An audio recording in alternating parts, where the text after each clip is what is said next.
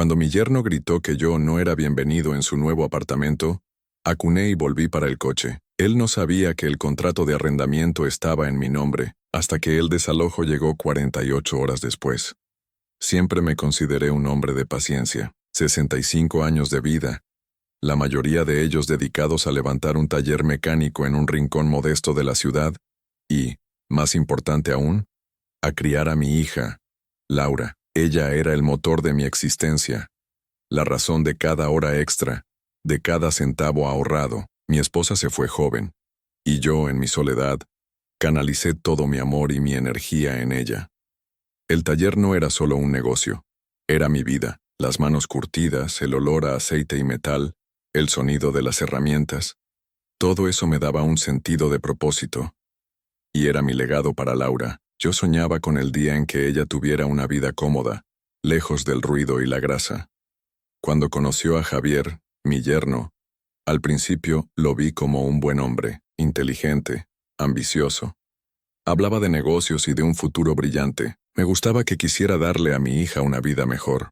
Por eso, cuando me pidieron un pequeño empujón para el inicio de su vida en pareja, no dudé. Les vendí el taller, mi legado por un precio muy por debajo de su valor real, y les entregué el dinero para la entrada de un lujoso apartamento en el centro de la ciudad. Era su sueño, y yo, en mi ingenuidad, quería ser parte de él. Ellos me prometieron una habitación para mí, para cuando vinieras a visitarnos, papá. Sonaba tan genuino en ese momento. Javier incluso me invitó a las reuniones con el banco para firmar los papeles.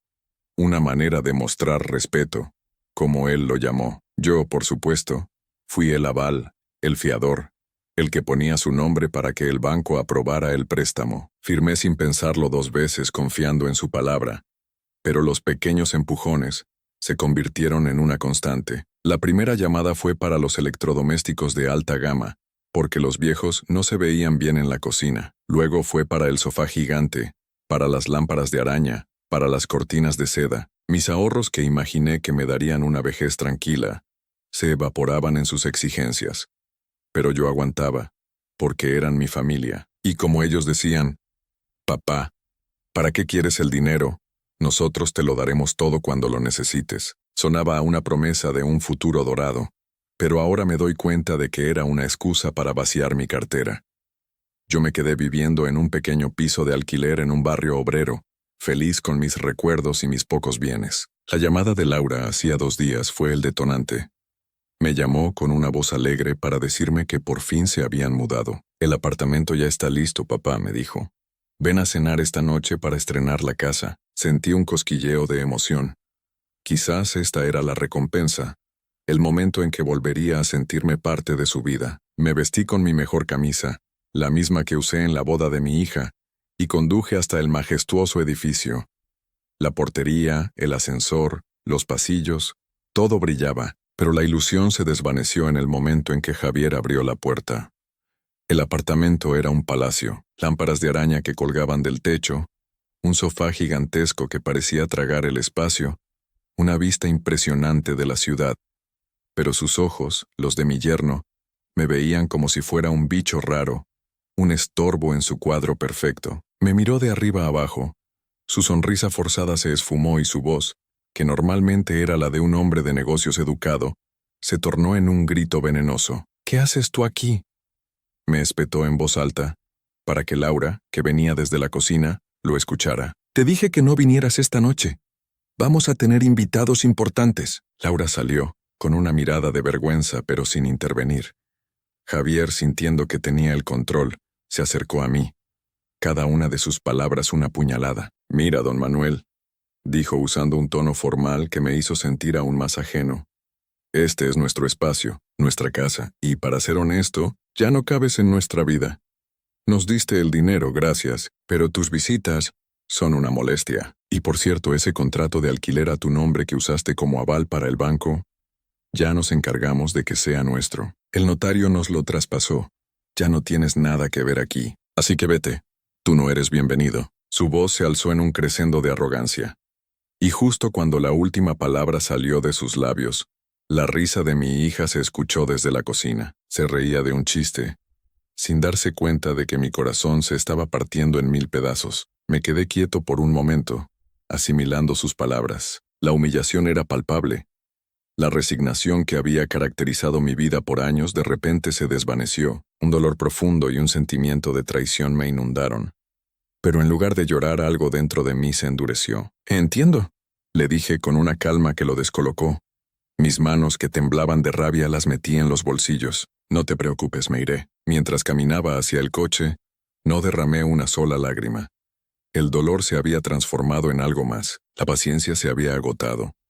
En ese momento, mientras el coche avanzaba por las calles iluminadas, recordé algo que Javier no sabía. Cuando firmé el contrato de arrendamiento, lo firmé a mi nombre, y la cláusula decía que la propiedad estaba bajo la responsabilidad del arrendatario, y que, si el arrendatario decidía poner fin al contrato, se podía hacer con un preaviso de 48 horas. Una cláusula que él, en su prisa y su avaricia, nunca se tomó la molestia de leer.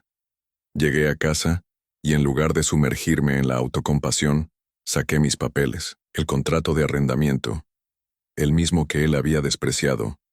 Mi corazón latía con una nueva y fría determinación. Este no era el final de mi historia.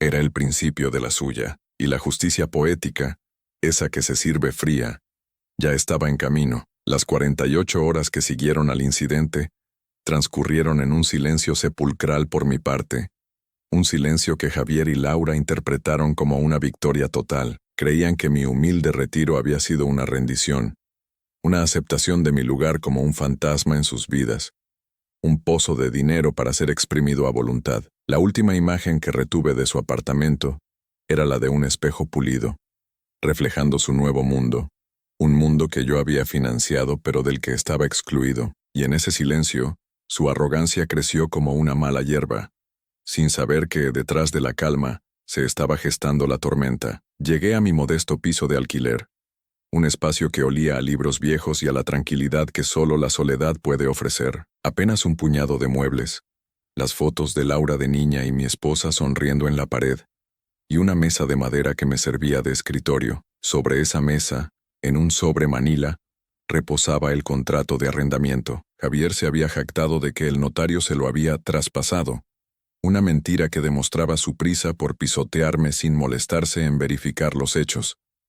Sabía, por mi experiencia en la compra y venta de equipos para el taller, que un documento legal de esa magnitud no se traspasa sin la presencia y firma del titular original, es decir, yo. Su ignorancia era el primer ingrediente de mi justicia. Mi primer paso la mañana siguiente fue visitar al señor Ortiz, un hombre honesto y de principios que me había ayudado con la venta de mi taller. Su oficina era tan sencilla como la mía, sin adornos innecesarios, solo papeles apilados y libros de leyes. Lo recibí en mi modesto piso, y sus ojos, al ver mi rostro, reflejaron una preocupación genuina. Le conté la historia, desde los sacrificios iniciales hasta el grito final de mi yerno. Cada palabra que salía de mi boca era como una astilla que se clavaba en mi corazón, pero tenía que contarlo. El dolor era el motor de mi determinación. «Don Manuel, ¿estás seguro de que quiere hacer esto?», me preguntó observando el contrato de arrendamiento que puse sobre la mesa. Su voz era grave, conocedora. «Esto puede romper lo que queda de su relación con su hija. No hay vuelta atrás». El sonido de su alegría, tan ajena a mi dolor, resonaba en mi mente. «La relación se rompió hace mucho tiempo, señor Ortiz. Yo no fui quien la rompió. Yo solo estoy cerrando la puerta que ellos me mostraron. Es el único arrendatario legal. Si quiere rescindirlo, podemos hacerlo. El banco aceptó el contrato como aval, pero la titularidad sigue siendo suya.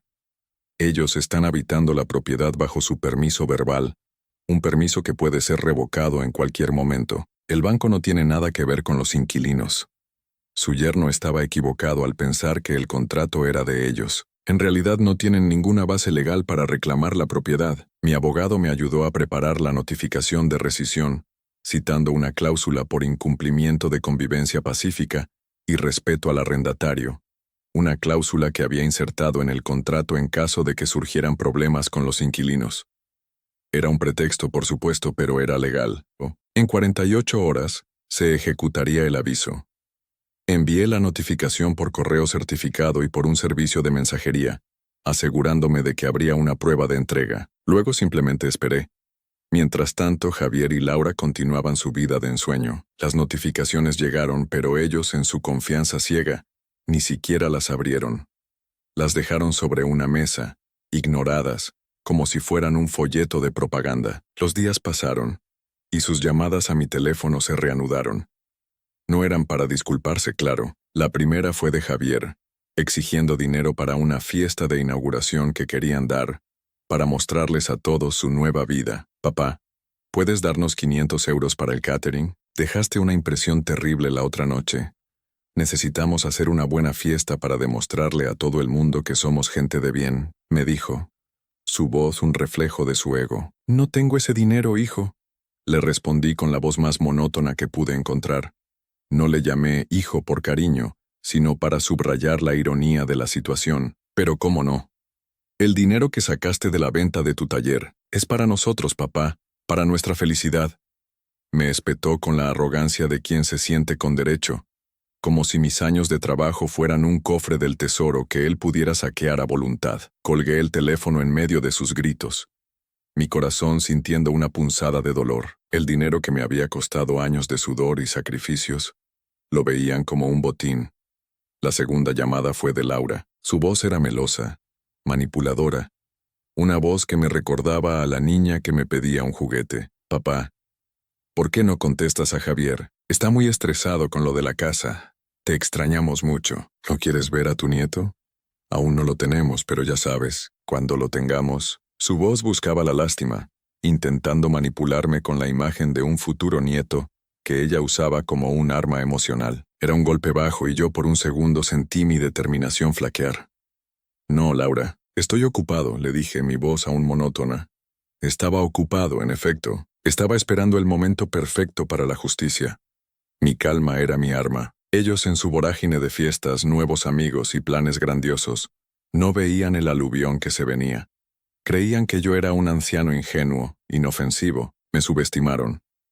No sabían que mi inteligencia, la misma que me permitió levantar un taller exitoso de la nada, había estado durmiendo, esperando el momento justo para despertar. Su arrogancia era el combustible de mi plan. El sol se puso por segunda vez desde mi visita a su apartamento. El reloj marcaba la hora, y yo, sentado en mi sillón con una taza de café en la mano, me preparé. El mundo de ellos, construido sobre la arena de mi sacrificio y su arrogancia, estaba a punto de desmoronarse. El desalojo, con el nombre de don Manuel en el documento, estaba a la vuelta de la esquina, y el mundo, para ellos, nunca volvería a ser el mismo. Mi silencio era mi arma más poderosa, y su arrogancia, su peor enemigo. La justicia poética estaba a punto de servirse, y yo, el anciano silencioso, estaba listo para saborear la paz que se avecinaba. Las 48 horas se cumplieron. El tiempo para ellos era un río que fluía sin preocupaciones, un mar de días llenos de fiestas, muebles de diseño y nuevos amigos. Para mí, era un reloj de arena que estaba a punto de vaciarse. Cada grano de arena que caía era un paso más cerca de la justicia. Yo estaba en mi pequeña cocina, preparando un café, cuando sonó el teléfono. El sonido agudo rompió el silencio de mi hogar, un silencio que se había vuelto mi aliado, mi refugio. En la pantalla vi el número de Javier. Mi corazón por un instante se aceleró con una punzada de ansiedad, un eco del anciano tembloroso que yo era antes, pero me calmé. Bebí un sorbo de café, el líquido caliente bajando por mi garganta como un bálsamo. «Papá, ¿qué significa esto?», gritó Javier. Pude escuchar el caos de fondo. Voces de gente, el sonido de muebles siendo movidos con prisa, el llanto de Laura. El tono de su voz ya no era de arrogancia, sino de pánico puro. El castillo de naipes que habían construido sobre mis sacrificios se estaba desmoronando, y él estaba en medio del desastre. Hay una orden de desalojo. Dice que tenemos que irnos inmediatamente. ¿Qué es esta broma? Es el desalojo. Nosotros la pagamos, el banco... Su voz era una mezcla de negación e incredulidad. No podía concebir que el mundo que él había construido no fuera real. El banco no tiene nada que ver con el contrato de alquiler, expliqué con la paciencia de un maestro. Es un contrato entre el arrendador y yo. Es legal, vinculante y está a mi nombre. El banco, Javier, no tiene nada que ver con los inquilinos. Su trabajo era asegurarse de que yo, el arrendatario, cumpliera con el contrato. Y tú, Javier, dijiste que yo no era bienvenido en la casa. Tú y Laura me humillasteis, por lo tanto rescindí el contrato, tal como lo establece la ley. Y ahora, según la notificación que tanto ignorasteis, tenéis 48 horas para iros. Y ese plazo se ha cumplido. El shock era tan palpable que podía sentirlo a través del teléfono. Pero no puedes hacer esto. No tenemos a dónde ir. Todo nuestro dinero está en los muebles, en la decoración. No tenemos ni para un hotel. Por favor, papá. La voz de Javier se quebró. El tono arrogante había desaparecido, reemplazado por la desesperación de un niño que ha roto su juguete favorito. Yo tampoco tenía dinero para mis gastos, Javier, porque todo se fue en vuestra casa. Y sin embargo, no me vi con el derecho de humillarte. La diferencia es que yo sí tuve que irme. Y ahora, os toca a vosotros. Es lo que sucede cuando no se respeta a la gente. La justicia llega. Ya no era un anciano que se sentía humillado, sino un hombre que había recuperado su dignidad. Fui a la ventana, observando el tráfico de la ciudad que una vez había sido mi hogar. Una paz profunda me envolvió, la paz que solo la justicia puede dar. Horas después la noticia llegó. Laura, en un ataque de histeria, publicó en sus redes sociales fotos del aviso de desalojo, acusándome de ser un padre desnaturalizado. Pero sus amigos, que conocían mi historia a través de sus propias palabras y de las fotos de los muebles y la decoración que yo había pagado, comenzaron a inundar su muro con comentarios de desaprobación. La vergüenza se convirtió en ira. Al día siguiente, el jefe de Javier, que también era uno de sus amigos en las redes sociales, lo despidió por conducta deshonrosa. El mundo de ellos se desmoronó, y yo no había movido un solo dedo para provocar el derrumbe, solo había tirado del hilo que ellos mismos habían soltado. Mis manos, que habían temblado de dolor, ahora estaban tranquilas. No sentía alegría por su dolor, pero sí una sensación de justicia. No quería su ruina, pero tampoco iba a tolerar su ingratitud. Y en un acto final, usé el dinero que me sobraba de mis ahorros para comprar un pequeño terreno en el campo. Un lugar tranquilo, lejos de la ciudad y de la gente que se alimentaba de la avaricia. La casa que me había costado tantos sacrificios ahora era de ellos. O mejor dicho, de nadie. La casa de sus sueños que se convirtió en una pesadilla. Una casa que no tenía más paredes que las de su propio ego. La casa que yo, don Manuel, les había arrebatado. Y la vida que para ellos era un juego de manipulación, les había jugado la peor de las bromas. Yo, en cambio, tenía mi paz. Y eso no tenía precio. El sol se puso sobre mi nuevo mundo. Y yo, el hombre que una vez lo tuvo todo y lo perdió, ahora lo tenía todo de nuevo. Mi dignidad, mi paz y mi libertad. La justicia poética, en efecto, se había servido. Y su sabor era el más dulce de todos. El teléfono dejó de sonar. Las llamadas de Javier y Laura, primero histéricas y luego suplicantes, se habían agotado. Los mensajes, llenos de reproches y promesas vacías, no tenían ya efecto. El silencio que se instaló fue diferente al que yo había cultivado en las 48 horas previas al desalojo. Este era un silencio de derrota para ellos, y de paz para mí. Ahora yo tenía paz. Y al parecer ellos tenían nada. Su mundo de oropel y apariencias, construido sobre la arena de mi sacrificio, se había derrumbado con un estruendo que solo ellos podían escuchar. La noticia del desalojo se difundió en su círculo social como un reguero de pólvora, pero no como ellos esperaban. La publicación de Laura en las redes sociales, llena de lágrimas de cocodrilo y acusaciones de que yo era un padre desnaturalizado, se convirtió en una trampa para ratones. Los mismos amigos que ella había usado para alardear de su nueva vida, ahora la inundaban de comentarios. «Deberías respetar a tu padre», decía uno. «No puedes humillar a un hombre que te dio tanto», decía otro. La vergüenza se convirtió en ira para ella. Una ira que no podía dirigir hacia mí porque yo estaba en mi mundo de silencio. Javier, por su parte, se encontró con una realidad aún más dura. Despedido de su trabajo por conducta deshonrosa, su reputación se había hecho añicos. El hombre de negocios ambicioso se había convertido en un paria, un fantasma que vagaba por las calles, sin dinero, sin casa, sin dignidad. La vida que habían construido sobre mis sacrificios se había desvanecido en una nube de humo. Yo, sentado en mi pequeño piso, Recibí una carta del abogado Ortiz. La abrí con manos firmes y una calma que me sorprendió a mí mismo. Era una carta breve, pero su contenido era música para mis oídos. Don Manuel, decía la carta, el proceso de desalojo está completado, el banco ha sido notificado y el contrato de arrendamiento ha sido anulado. Sus ex inquilinos, ahora, tienen una orden de desahucio. El propietario del edificio está demandando a su yerno por daños y perjuicios a la propiedad.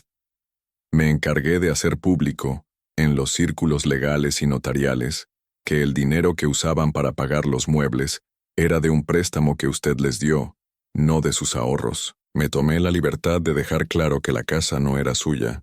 La justicia a veces es rápida y contundente, solo un profundo alivio.